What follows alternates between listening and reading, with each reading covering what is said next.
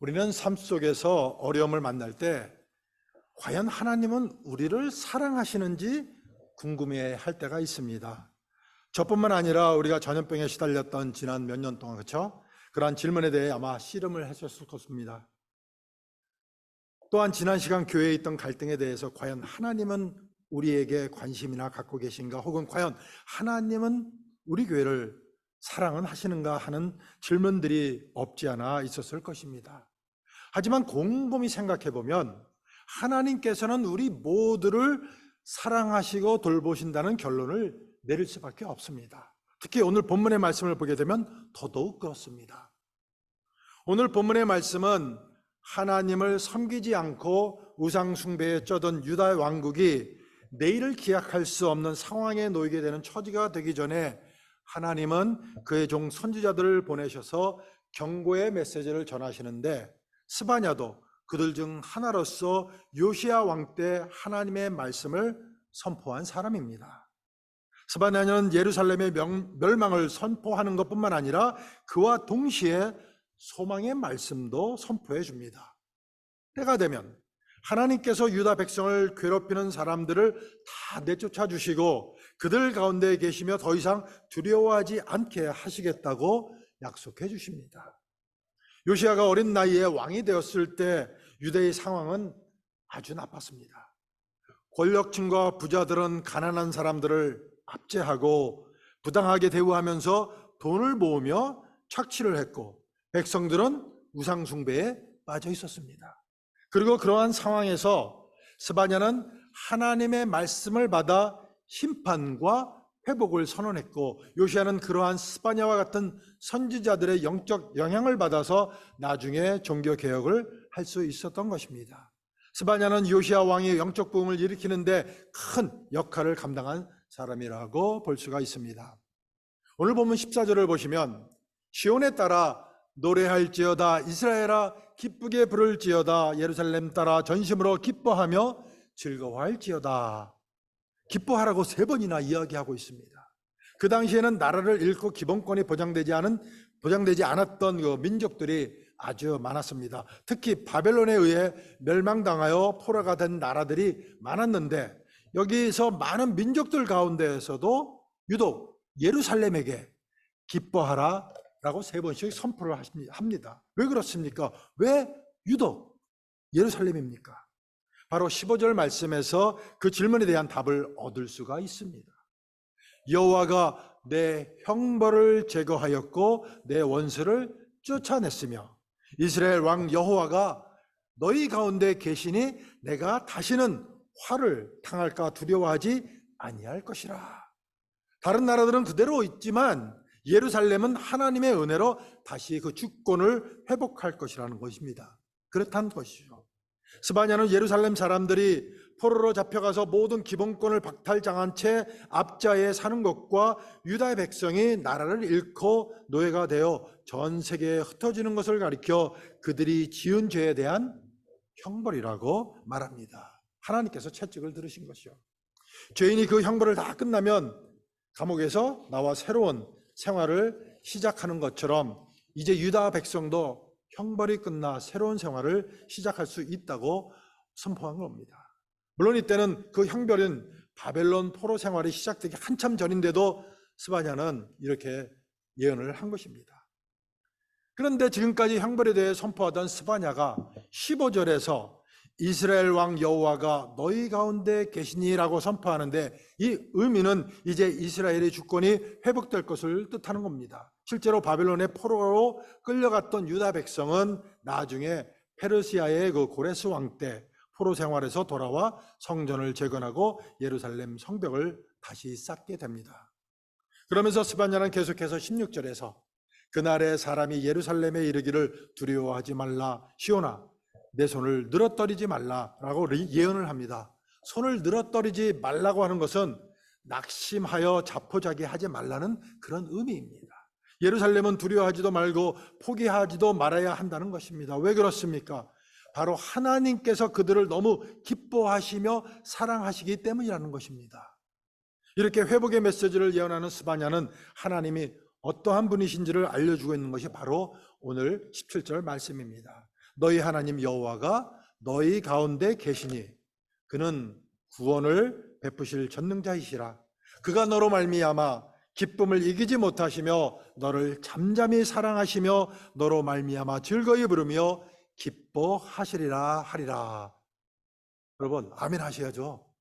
하나님께서 나를 통해서 나로 말미암아 기뻐가지고 노래를 하신대요.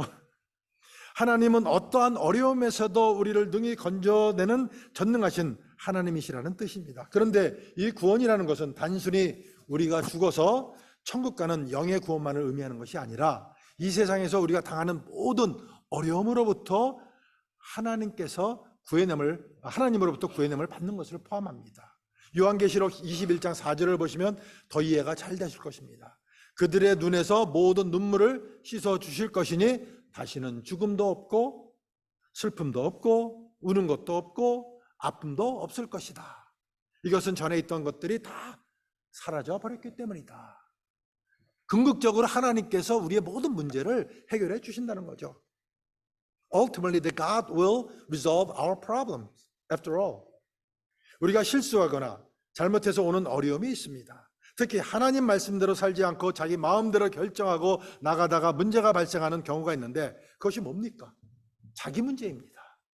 그럴 때는 빨리 정신 차리고 주님의 도우심을 구하면서 주님 앞에 나와 지혜와 능력을 받고 또 해결을 위해 나가서 열심히 신앙생활을 해야 되는 것입니다.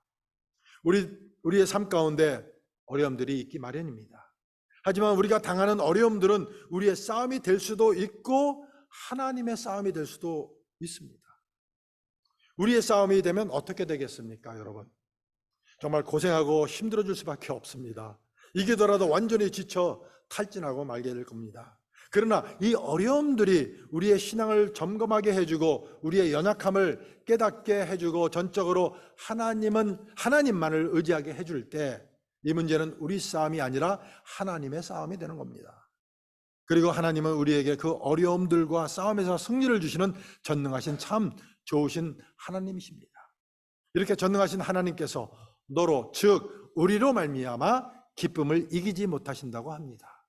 하나님이 우리를 너무너무 사랑하셔서 우리가 있는 그 자체만으로도 기뻐하신다는 말입니다.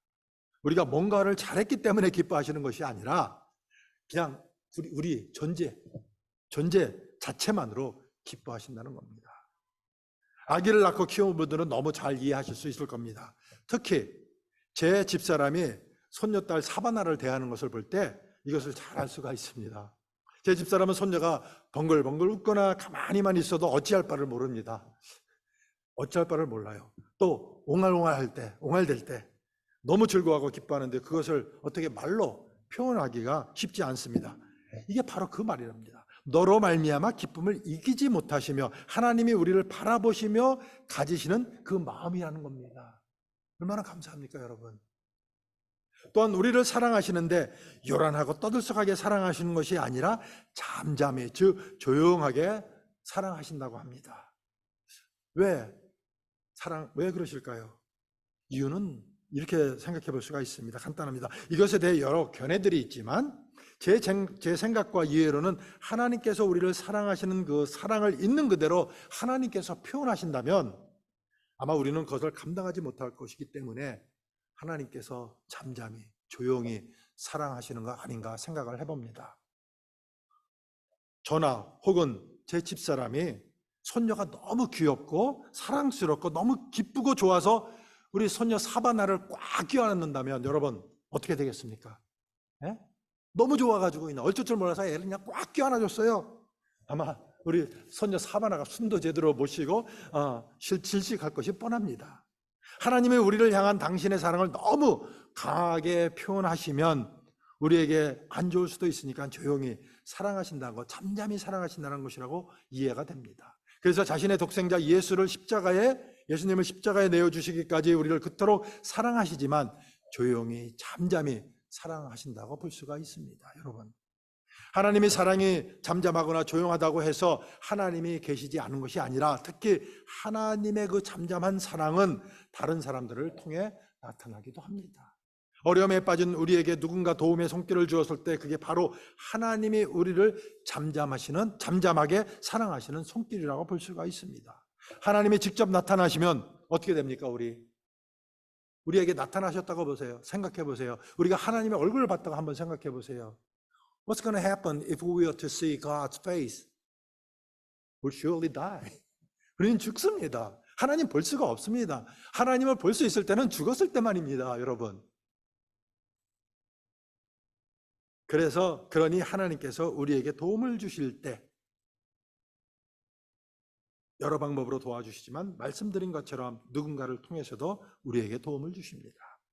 우리는 영원히 멸망받을 수밖에 없는 존재임에도 불구하고 사랑하고 돌보시는 하나님에 대해 여러분들은 어떻게 생각하십니까?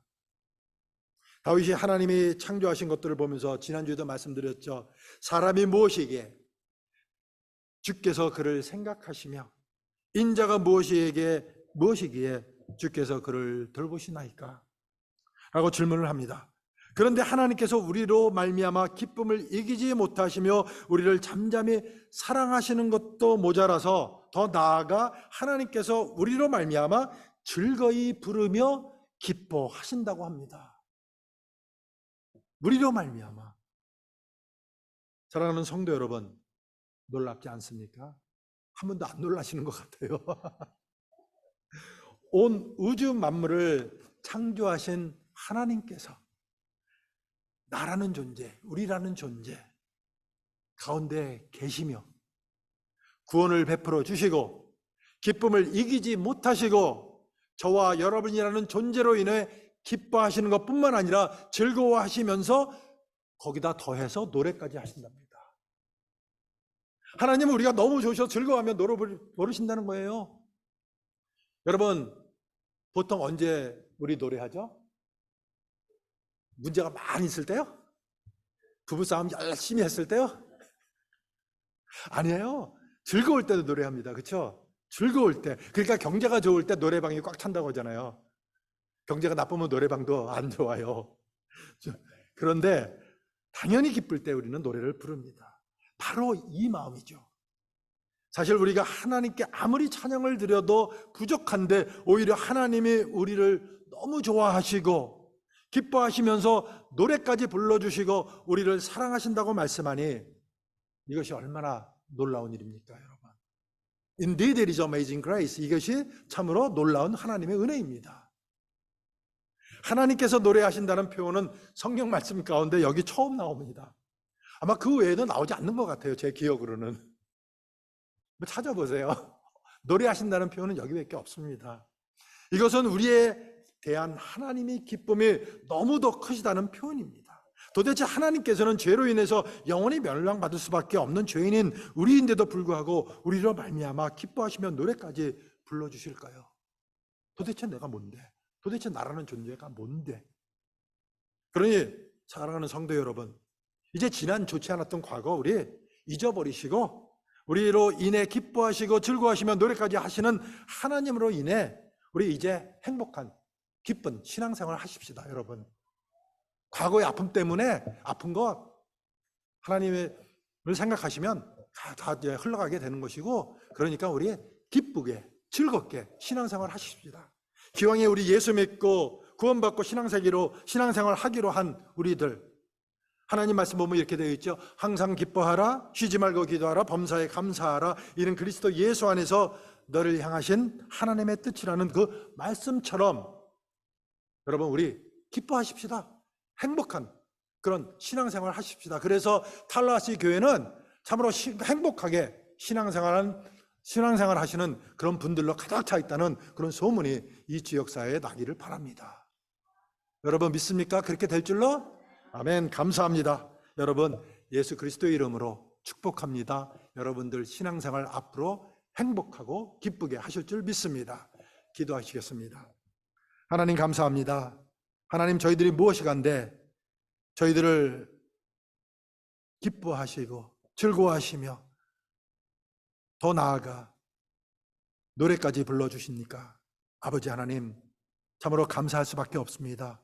하나님의 이러한 사랑을 저희들 만끽하면서 아버지 하나님 이 험한 인생을 살아갈 때 행복하게 또 기쁘게 살아갈 수 있도록 하나님 은혜를 더하여 주시옵소서.